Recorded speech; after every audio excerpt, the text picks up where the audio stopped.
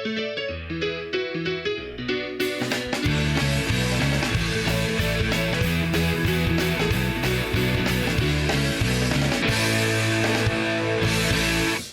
in the day, Triple J used to travel around the country and unearth bands. Started off in the regions, then went off into the capital cities. And the band that picked up the gong for Brisbane was the Daisycutters, and that was back in 1999. And we're here to celebrate their 25 years, their Silver Jubilee. So welcome, gentlemen.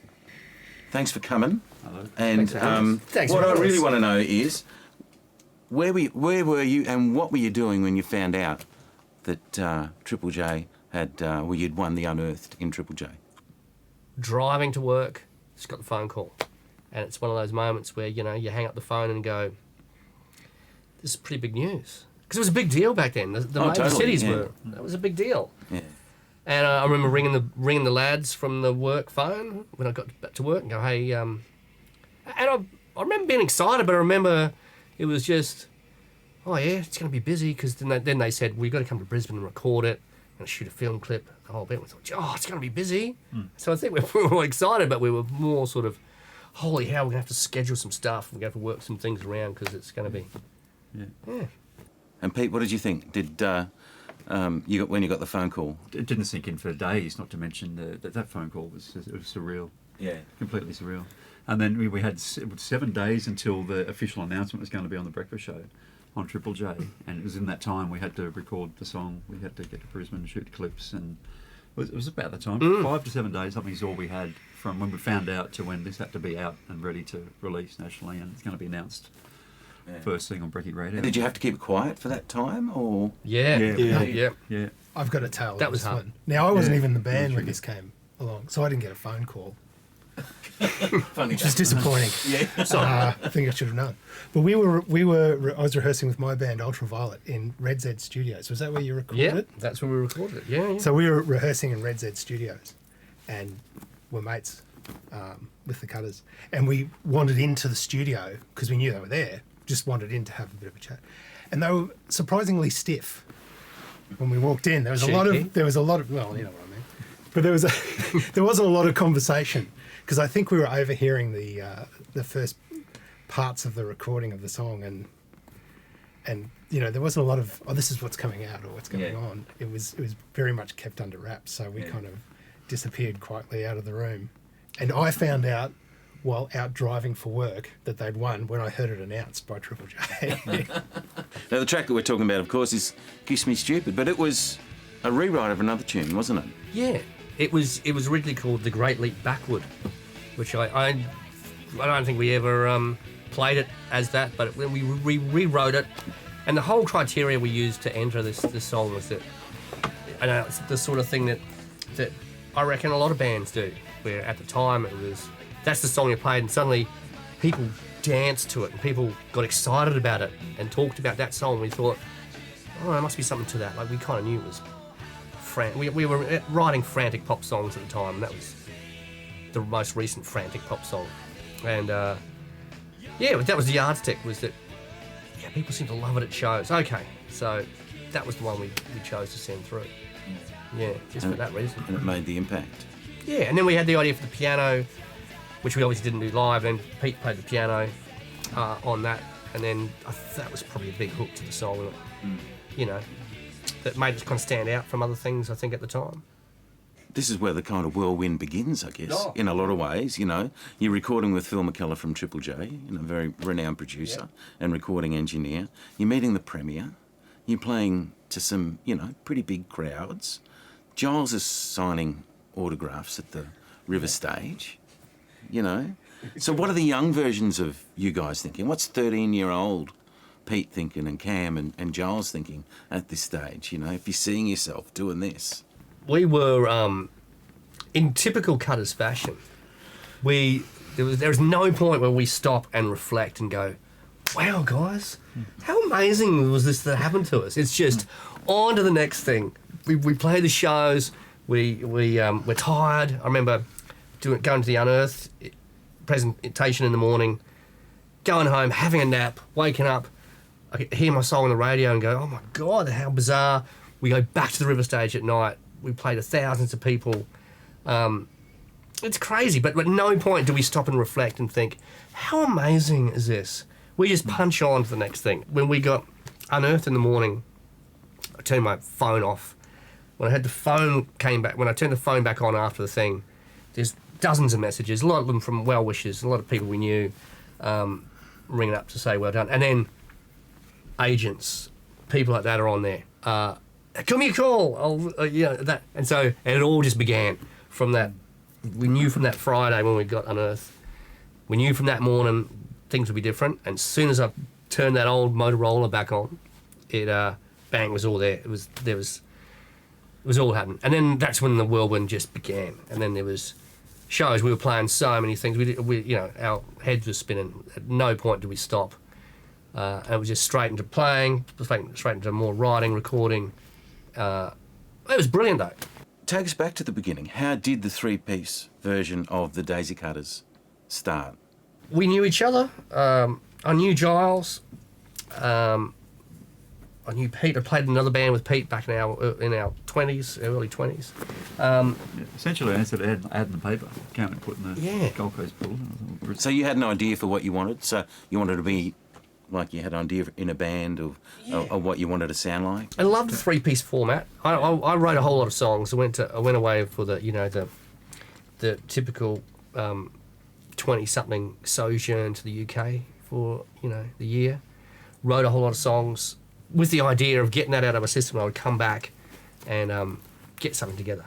All my favourite bands and all the bands I admire it's music. The musicianship is low on the list. It's how you get on with the people. It's all the things you've got in common that make the music. And you spend a lot of time, in rehearsal rooms, and you spend a lot of time in tour buses or whatever. Yeah. Doing so, you've got to get on. Well, I think it was the third rehearsal, and suddenly just clicked, and it was in a short amount of time, something just clicked between us, and then I remember feeling really excited, and then just song after song. It was a really prolific period of writing, and then we were just playing shows. We would play jam nights. We'd play free. We'd play anywhere that would have us. We'd rehearse twice a week, then play shows. I think we started rehearsing in like February, and I think we started rehearsing in February, and I think the first week of May is the first time we played at a jam night. So it's like in the space of. Well, I thought you would have booked us something before then. I would have thought you would have booked something next night. But I think when we were working on those, I think there was only a space of about 10 weeks when we thought let's do something, to when we played the first. Would it have been at the Doghouse jam night? Maybe, or played was it maybe at the Playroom jam night? Yeah, it was the Doghouse. We would drive to Brisbane for nothing. A lot in Brisbane. Shamrock was Shamrock. the jam night there. If you would have us, we would come and play. Any We did not multi-band care. nights, let us in. And we played super fast pop music. Our brief was play things really, really fast. Harmonies, just super fast pop. That was our thing. We look at those set lists now, and we'd need oxygen now. Like, it was crazy. It was breakneck speed. From Caffeinated and Wide-Eyed, the second EP, let's have a look at Between the Buildings. You're coming over, I'll buzz you up. Today's gonna feel like a wet month. An invocation to the grandiose. A wicked indication we're getting closer. She stays away till 2:30. I'm sleeping like the pilots. Too cold outside as always. Summer in our hand. We'll break the clocks and stay like this forever and 3 days. Stay like this forever and 3 days. Seeing is believing, they will say. Stay like this forever and 3 days.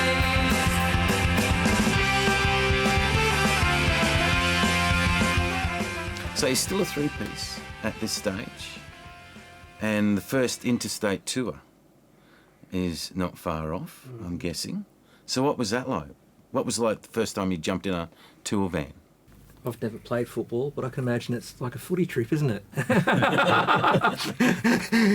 You've been left unsupervised with two of your mates in a someone else's vehicle, Yeah. and someone else is giving you a room to stay in and paying you to do it, Shenanigans. and giving you alcohol as well. And I don't even remember if we played very well. Let's say we did. I think we did. Of course, yeah. I'm sure we did. I'm sure it was brilliant. It was amazing. Yeah. And I remember going to Sydney for the first time, and I look back now and laugh at, when we were obviously we had national airplay, which was great, and it was and all the things that come with that. But I remember going to Sydney, and we thought, this is how easy it is. It's all like this. We'll go there. We're on the front page of the Sydney Street Press.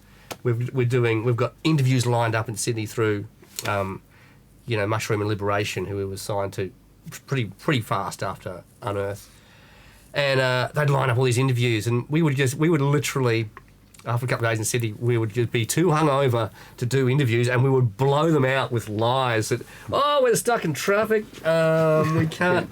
And because we just thought this would be like this forever, But nowadays, then pretty soon after that, you realise that all these things take time to get organised, and they're a big deal now to get an interview on radio or anything anywhere. But at the time, we took it for granted. We just thought, this is simple. We'll come to Sydney. We'll be on the front of the street press. We'll play these great shows. It's going to be great. But man, I laugh when I look back on how we approached Sydney. Yeah. Great times though. We had awesome times down there. It was so. We'd never do that again. No. So Sick Day, where does that end up? How did that come to be? It really worked well for you, didn't it? I mean, it was a good track. Yeah, it was a couple of years later, and we'd had a couple of little releases in between there. Done a lot of touring, and all recording was done in between playing. All we ever did was just play. We played, and then when we'd work the songs out live as a million other bands do, nail them, and then we'd just go to the studio, put them down as quick as we could. Sick Day came about. I can't remember what I was listening to at the time. I wrote it in Southport on a Sunday night, really fast at my dinner table. We took it to the band room. It was different to everything else we were doing, and it was back to like the Kiss Me Stupid sort of pop that we'd sort of that we'd always loved. And I think really quickly we said we're going to record this, and record companies got excited when they heard the demo. Thought, okay, yeah, this will be good, and we were very fortunate with it. But I remember when we recorded it, I wanted it to be arranged exactly like the Monkees' Daydream Believer. I wanted everything to come in just as that song does, because it's quite similar.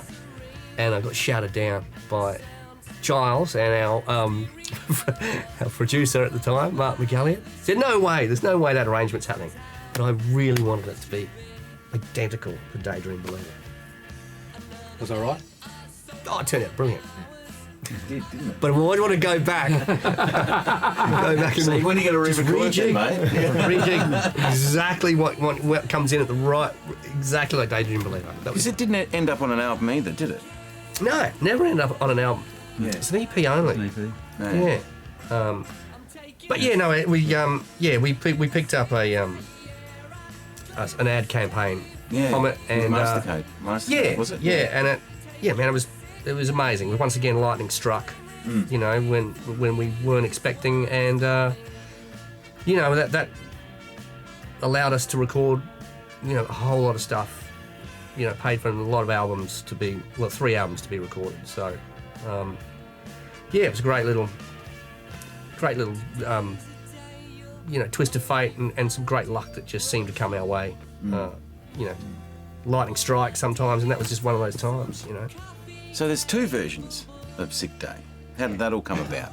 Yeah, Phil McKellar chopped it down and he sped the tempo up, which I didn't like at the time, but he did a great job, and it was, couldn't imagine it any other way now. He made the song better, and because the guy's a genius.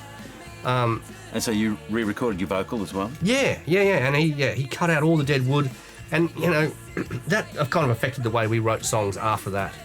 You know, because we were always a fan of the pop song. We were always a fan of Don't Bore Us, Get to the Chorus in the early stuff.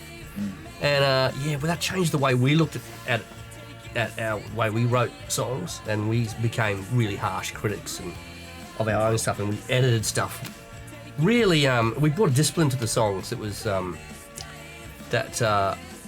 it was really good for an album. For one album, we wrote almost with a stopwatch to make everything a potential single, which was a great discipline to have at the time, and that was all from the Sick Day experience with Phil McKellar. And working with different producers over the years that had, you know, do they treat your music differently? Yeah, we've been lucky, and they all bring their own spin to it. As we got more experience in the band, we wrote in a lot more of the arrangements, and we still do now. So we kind of always, even right from the start, had ideas of how the arrangement should go. But we're always open to ideas, still are. But yeah, they've all brought their own thing to it. And, you know, we've had some really interesting experiences in the studio.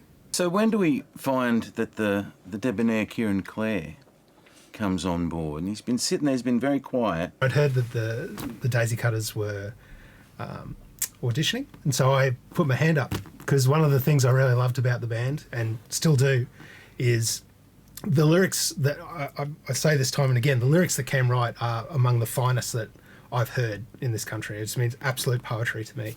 And it's real liner note stuff. You get a song and you want to see what he's saying, because it's so beautifully composed, and the songs have got all that earworm going.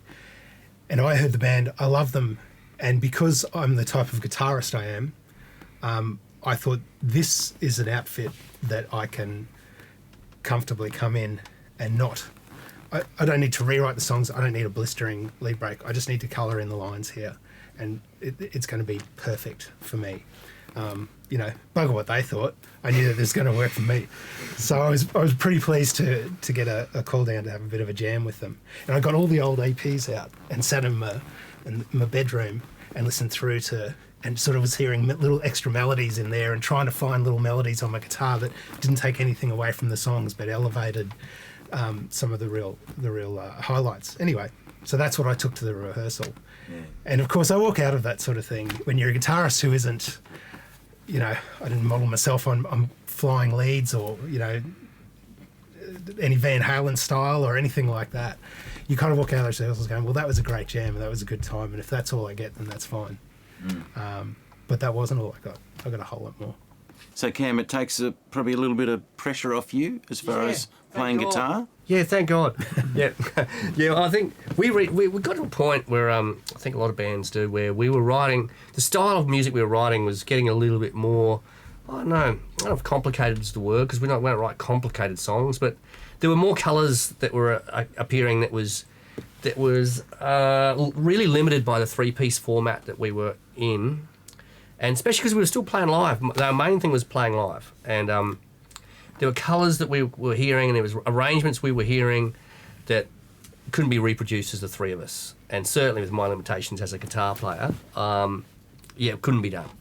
And we had, you know, a friend of ours, Anthony Dettori, who's a famous Brisbane musician. He'd played with us for a little while when we toured, and we'd had an ear for how big the four-piece sounds, because up to that point we'd loved the three-piece. We still love the three-piece. We thought, we really need to get an extra person in, and in the Cutters fashion, we didn't want Joe Blow we didn't know, or just some random. We wanted someone we knew, but we put like an audition, an ad up. Didn't mention the band name, and then I think we had 3 people applying. We knew it was going to be Kieran, and straight away after the first rehearsal, it was just effortless. So in 2004, Awake Among the Sleepers comes out, and Beat magazine in Melbourne say this is going to be hailed as one of the best albums you're likely to hear all year. So how does that make you feel? That was a big deal, that review, for us, because we'd never played Melbourne before. And Beat Mag is, it's an institution down there. and for that to come through without us even knowing beforehand that something like that was going to happen. I just remember thinking, wow, yeah, okay, we're going in the right direction. And by this stage, you and Pete are really locked in. You can tell, because the song "We Deserve Better," it just, the opening track, it just blasts out of the gate, you know. Yeah, I'll admit, I think I've only ever played with maybe 3 drummers, and the other 2 wouldn't have been for more than 1 hour. so that Beat Magazine thing, it was just a really good pat on the back. I think it was just to know, okay, we are heading in the right direction. I think you kind of hit on something really good too, Costa. If you got those real fundamentals of a song together, and this is such a solid rhythm section. It's unbelievable. You get a great rhythm section, you get a song that's all hook and, you know, chord progressions that are immediately pleasing to the ear. I mean, there's the fundamentals of your great song right there. And you can just work all your way around that sort of stuff. Like, these guys are never going to veer off far enough that if you get lost in the woods, you can't come back to them. Yeah. And then you get given like I said, you get given a great chord progression, the melodies leap out at you. So I think that what happened in the back end of that album was very much a case of, we've got all the fundamentals of good stuff going on here, let's play. And when you got to do that, we kind of discovered a bit more about where the band was heading.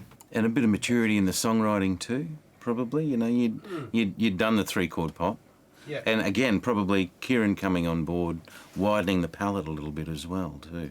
Yeah, and I think as you grow older, you listen to different things, and I think our musical palettes were expanding in the stuff we were listening to at home. It's changing. The stuff we were appreciating more, you know.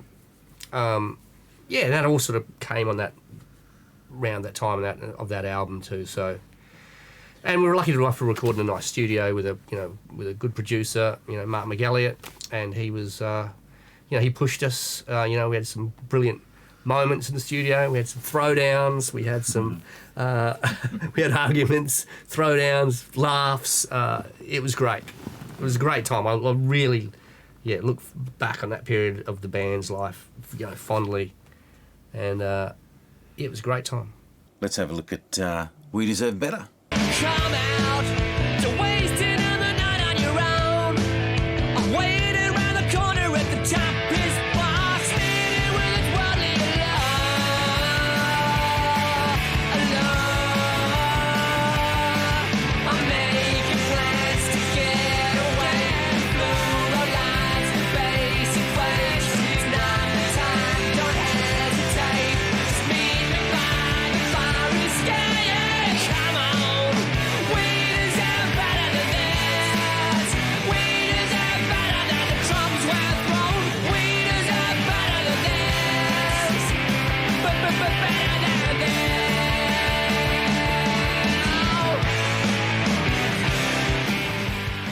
The sound, you mentioned in there, the sound has really changed. It's all still quintessentially, Daisycutters, bit more urgent, bit more vital sometimes, but you have managed to pull it back with a track like Always the Bridesmaid, Never the Bride. Tell us about that one. Really happy with the lyrics in that song. It was about all sorts of things. But I remember Giles and Pete arranging the strings for it pretty much the night before, and they did an amazing job because Pete's a great keyboard player and getting all the keys. So, yeah, I love that song. It's hard to sing because we play it in a funny key. And Kieran's guitar solo was beautiful in that song. It's one of my favourite moments on that album. Always the bridesmaid, never the bride. I've been waiting so long, surely this is my time.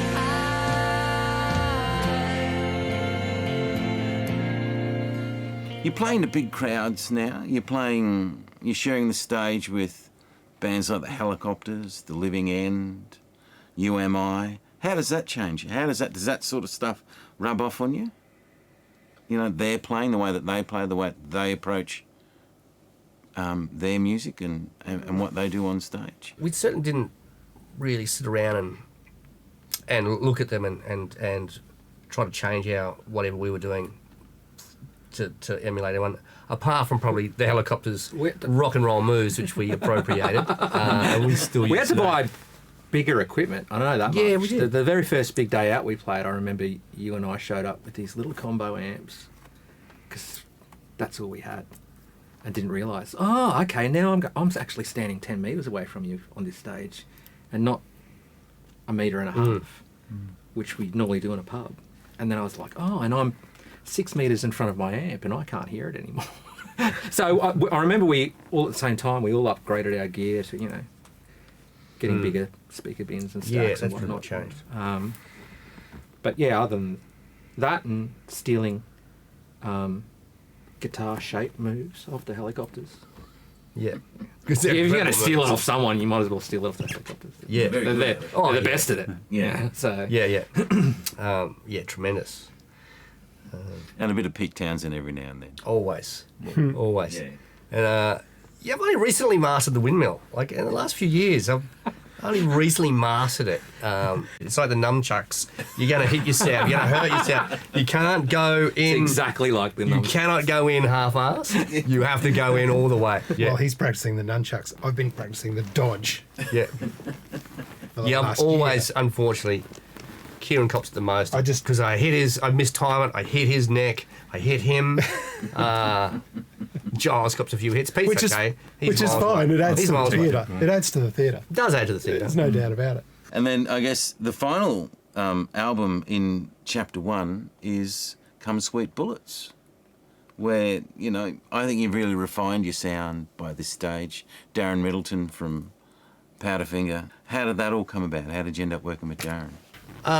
We recorded at his studio out in Sanford, at his house there, and it was amazing because we'd known Darren for quite a while, and once again Mark McGalliot was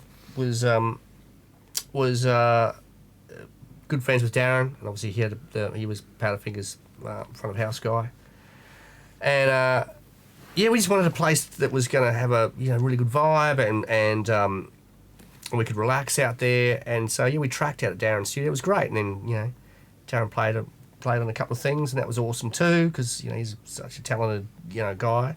And then we had our friend David Remy had a studio down on the Gold Coast where we took all the beds in there, and that was super relaxed because it was just down the road from where we were all living up Kirry, and we could just go in there at night time and just take it. It was the first time ever we could just take our time recording things and putting everything we wanted to down. So that's why, I love that album because we could take all the time in the world just to put everything on there we wanted to. It turned out really well, that album. Like the songs are strong and the arrangements were really good. And Kieran mentioned before about the lyrical earworms, and I think they're fantastic on this. This is almost a trilogy for me. It's, Your Place or Mine, which is a question I guess we've all asked at some stage. Track 3, It Looks Like I'll Be Going Home Alone Tonight. unlikely, but yeah. Yeah. Is that the answer? Is that the answer to Your Place or Mine? And then, the eventual, I took a punch for you tonight, That's right. Theme here? Is there a theme? here. Is this a trilogy? Man, it's always, it's heartbreak and heartache are always we're always my stock and trade for songwriting. It's like James Ellroy is LA crime noir, Stephen King's horror. Yeah, it's just my shtick. That heartbreak, breakup songs, longing songs is my shtick. It's just Melancholia. it's just always what I've done. I'll try to put that to some of those upbeat music, and I think that's a nice juxtaposition. Your Place of Mine is actually really interesting. That came late to the party for that set of songs too. We've opened every single show with it ever since. It was actually around the time we were at the Chop House a lot, carousing on the weekends, and there was a story where there was a this is the be late 90s. This is mid 90s, where there was a in the area where we were, there was like a terrorist plot that was foiled, and there was some plan to, get up to mischief. And it was the songs about, there's all about, how, you don't know what's going on out there. There could be all sorts of crazy stuff set against, debauchery on a Saturday night, because the world could end tomorrow. So who cares? So, what should we hear? I reckon we go with, looks like I'll be going home alone again tonight. I love this clip. It's cracking. Why? Oh, you like the clip? Oh, Yeah. I love the clip and I love the song. Love the song? The Tell song's us about pure rock and roll. I reckon it's got the chunky guitars going through it. It's got that beat, and it also the melodies in it. The weirdest thing for me is always a bit of Fleetwood Mac for me in it. Yeah, That sounds just own it. I just always had that kind of progression and a little bit of Aussie rock with the guitar, and it came together beautifully. And then the clip itself was the black and white clip with the boxer. That's right, Reggie. We filmed him in his gym, and the style of it's quite staccato. You'll see it. It's a fantastic piece of art. I love it. Good luck's a ragged stranger at my door. But even then it's got the wrong address. Good things come to those who wait, and God knows I've been waiting. But everybody's got someone to lean on.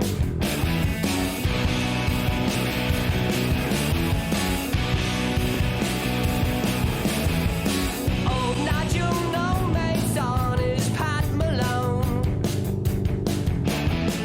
Caught between the lip gloss and the fags. Well, I want the complications and I want the desperations. I'm punching above my weight again. Ah, darling, please. I'm a charming swine, just break the ice and see. Would you meet me at the taxis? Follow me. No, no, no, no, of course you don't. Of course you do.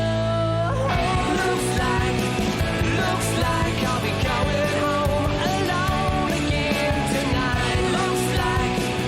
Looks like I'll be going home alone again tonight.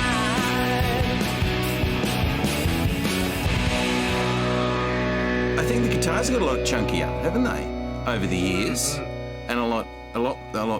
I don't know. Maybe it's gear, or maybe it's. It's also that one's a bit more Spartan. It's like kind of like the guitars were instead of the big open chords, which we use a lot to give power to them, but that one had a whole lot of space for the words and had a lot of tension. Had a really good positive tension to it, which I loved recording that song. I love playing it live. It's just a terrific piece. And when Kieran joined, I could play less, so I didn't have to fill everything, which was great because he's a much better guitar player than me. So I play a lot less now, which I love. Eventually, I might get to not playing at all. No, don't do that. Be brilliant. Just you and a microphone. Could be. Who wants to Spoken see that? word. No, Spoken wouldn't. word. Triangle. That'd look funny. Yeah, no. Yeah, no, but yeah. Different style guitar playing as well. The early stuff with just Cam is very jangly and very open chord, and every string gets hit and every string's ringing lot out. of phases. Whereas Kieran's technique's more accurate. Not which is great to have both. So that might have something to do with it. Yeah. So by this stage, what's the feeling in the band? Are we still Tired. You're tired. Nah. Yeah, no, You've been going that's pretty accurate. hard for what 9? Was it? No, not quite 9 years. Was it? 2008. Close. Yeah, We're probably talking about 11 years the band's Oh, been okay. together. When in 2008 we started in 1997, so 2008 is 11 years. That's all we did. That's I know that sounds weird, but it's some people surf and get up at 5 a.m. every morning. We just get together and play music non-stop And sometimes the sound in our room wasn't the greatest, so we learned to play with really terrible sound. So whenever we got on stage with terrible sound, it was no big deal. It was just muscle memory. It was always better than the books, shed. whatever. And then when you got on stage and there was good sound, when you had good monitors, Yes. Wow. Heaven. Fireworks. It was just heaven. Still is.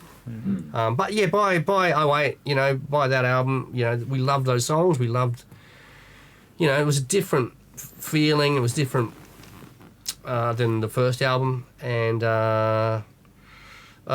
but yeah, I think there was a certain feeling that we were just going through the motions again, playing the same places to the same people now. Yeah, I wouldn't say we'd done everything because we hadn't done everything, but there was a feeling that we're just doing the same thing. There was. did you feel like you'd taken it as far as you could take it at that stage? I couldn't imagine writing anything better than that again, which I was fine with, which I didn't care about. I was just happy to have it done, and that's like a snapshot of where we were then, and I'm still proud of that album. It's still a brilliant album. But yeah, no, there was a. I personally thought that we'll never top that grouping of songs ever again.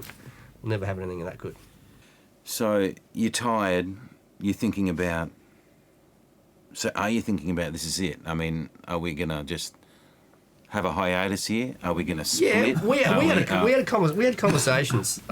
We went through a period where we just didn't play live shows for 6 years. We just hung out. And like Pete injured his foot, so we couldn't play shows. And for 6 years, we just hung out. We had our own rehearsal room.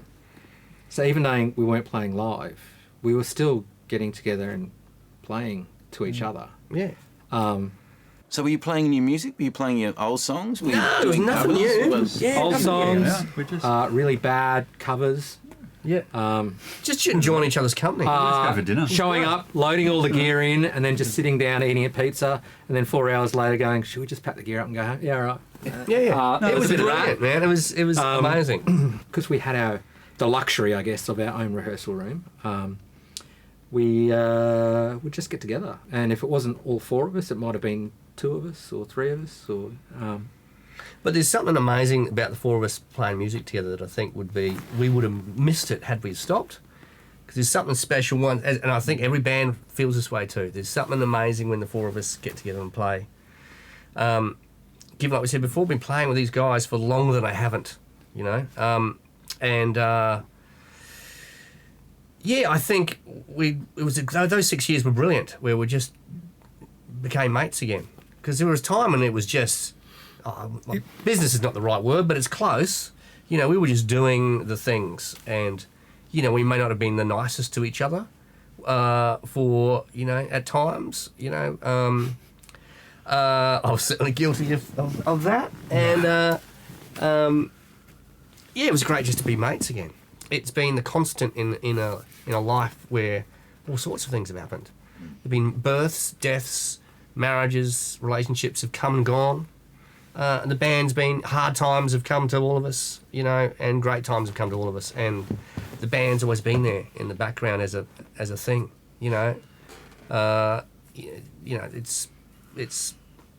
it's saved me in times when, interesting times. And, these guys have, All good fodder for the lyricist too. great fodder for the lyricist. Yeah. And it's just in the later years where we tell each other that we love each other. Like, we didn't do that we're not that sort of band, that. The blokes weren't allowed to do that 10 years ago either. We didn't do that. We did the opposite. And nowadays we appreciate, each other and the love we have for each other as, as a family. It's amazing. It's brilliant. Well, it is a second family, isn't it? Yeah, it is. Yeah. Well, give us a song to go out with. breakfast. Breakfast? But And you're five thinking... songs is probably, as far as film Five clips songs. yeah. go. Oh, yeah, 5 songs. So I remember that was the first clip that you were in the band with that we shot, but it wasn't. I was mistaken there. But we had that little part in the clip where it's kind of black and white. And you see Kieran walking into this room and opening his case, getting his pick out and his guitar for the first time. The colour comes into the the film. It was kind of a metaphor, I guess, for Kieran joining the band for the first time after we'd been alone for so many years. So, And it's just amazing. Again, brilliant little pop song, which I love. It's a great clip. So I could throw my hat into that one if we can. Do it. Folk You have song. control, man. You've got Yeah. control. Oh, And that's slow filmed down. at Pete's house. That's filmed at the bottom actually- basement of Pete's house. Yeah, it is too. Well, before it was my house. Yeah. My brothers used to have that house, and so that's the same house. So it was all that same area was just underneath the house. We all got renovated years later, and that's the same clip with the one you saw earlier. Looks like I'll be going home alone again tonight. Home Alone.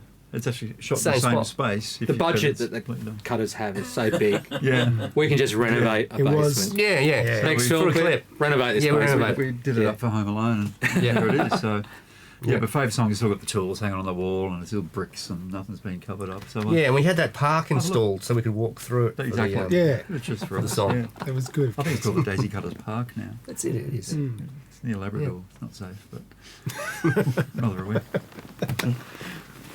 Just go to That's the clip. beautiful. I'm